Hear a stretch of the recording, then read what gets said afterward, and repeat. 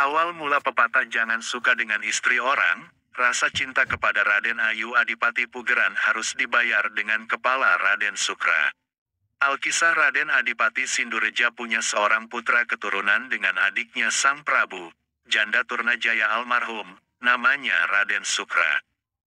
Memiliki tampang yang bagus tampan dan rupawan, jika berjalan seperti putra Dwarawati dalam dunia pewayangan.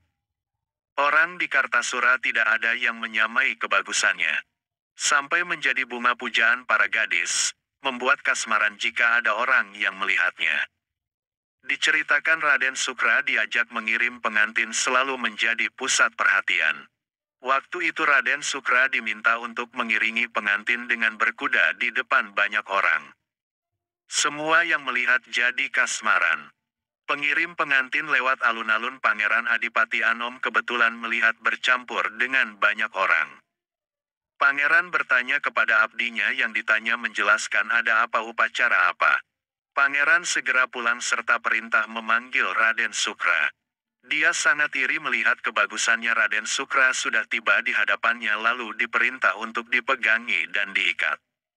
Dia dipukuli dengan rotan diinjak-injak ditempeleng oleh banyak orang. Matanya dijeli dengan semut hitam. Raden Sukra merintih merasa tidak bersalah namun juga mohon ampun. Pangeran berseru menjawab, kamu jangan tanya salah mau apa. Tingkah lakumu seenaknya saja seperti yang punya negara berkuda seenaknya di depan banyak orang. Kudamu akhirnya menendang orang banyak dan semuanya adalah abdi saya.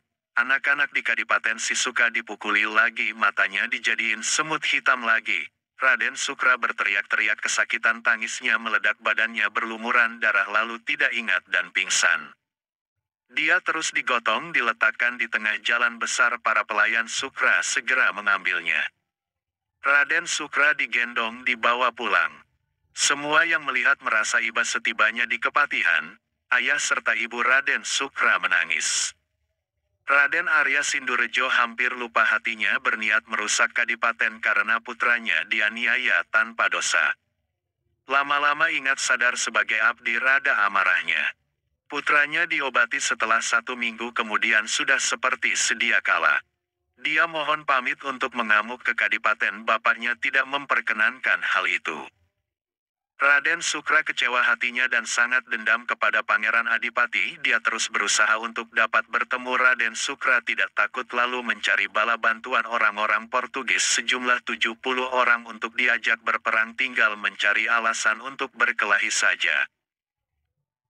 Pada waktu itu Raden Sukra teringat dalam hatinya jika istrinya Pangeran Adipati pulang ke Pugeran karena sakit hatinya. Raden Sukra berkata dalam hatinya, akan saya coba istri Pangeran Adipati, dan akan saya dekati supaya Pangeran marah padaku.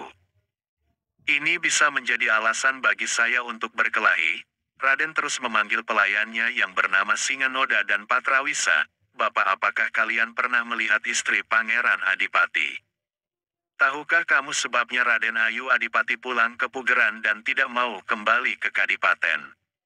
Pelayan itu menjawab, Bendara, saya mendengar kabar dari kenalan anak saya orang Pugeran, bahwa istri Pangeran Adipati itu cantik sekali.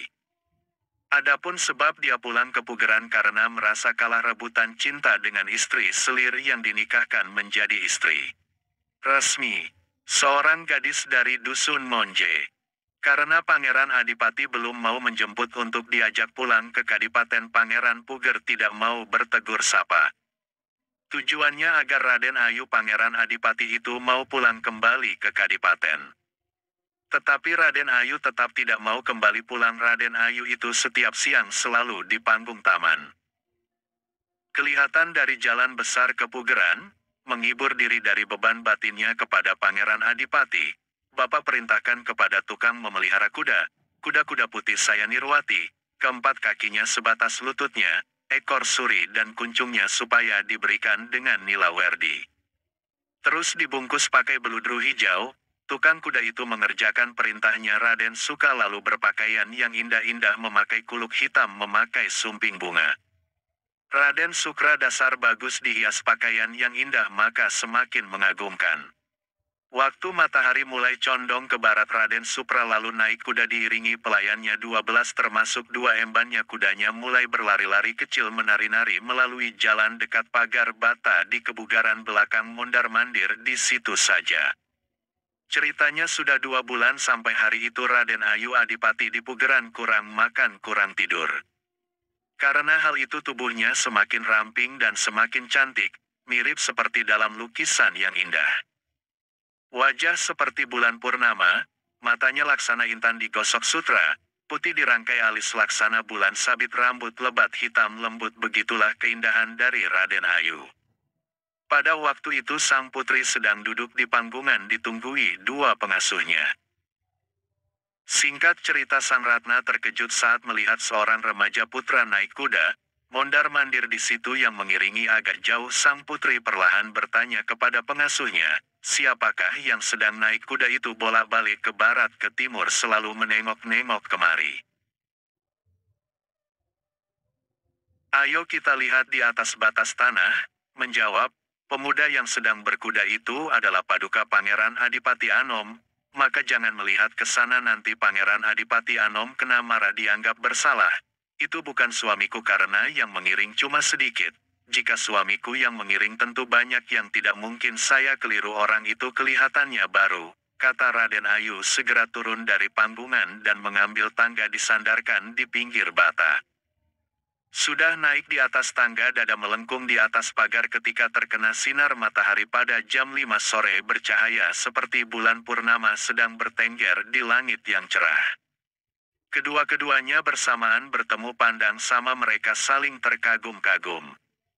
Raden Sukra begitu kasmaran dengan Raden Ayu, seketika keduanya terhenti. Raden Suka Sang Ratna lalu perintah pengasuhnya untuk ikut naik ke pagar batas supaya bertanya kepada Raden Sutra. Siapakah Anda ini? Tanya pengasuh dari Raden Ayu. Raden Supra terkejut lalu menjawab sambil menarik kudanya, saya putranya Raden Adipati Sindureja. Nama saya Sukra atau sering dipanggil Dirja. Tetapi belum begitu dikenal, saya banyak dikenal Raden Sukra kalau di sini. Sang putri setelah mendengar lalu berkata keras-keras badannya, ternyata kamu si Sukra. Begitu sok berani dan jual tampang, tidak tahu diri, cuma orang kecil dan tidak sayang kepada ketampananmu.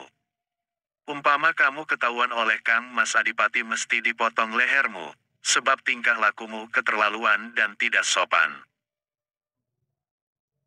Raden Sukra menjawab tersenyum, duh Wong Ayu, saya tidak takut dengan si kencut ke saya memang sengaja ingin mengadu kekuatan dan kedikdayaan di sembarang tempat ketemu. Apalagi sekaligus dapat juga engkau gustiku Wong Ayu, sayangilah aku dibandingkan gustinya yang masih bagus saya. Raden Sukra lalu melecut dari kudanya sambil mengangguk. Setibanya di rumah kepatihan, turun dari kudanya merebahkan diri di tempat tidur begitu kasmaran dengan sang putri, sedangkan Raden Ayu juga lalu pulang berkata kepada pengasuhnya, Biung, saya masih menyesal. Tadi saya kira jadi cinta padaku. Andaikan aku jadi dicerai oleh Kang Mas Adipati, pantas jika saya bersuami dengan si Sukra. Pengasuhnya menjawab, Angger, saya kira tidak layak sebab Raden Sukra anak bawahan sang Pangeran Adipati putra raja.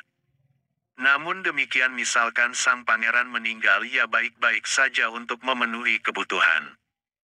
Sebab Raden Sukra bagus dasar putra Adipati masih saudara naksanak.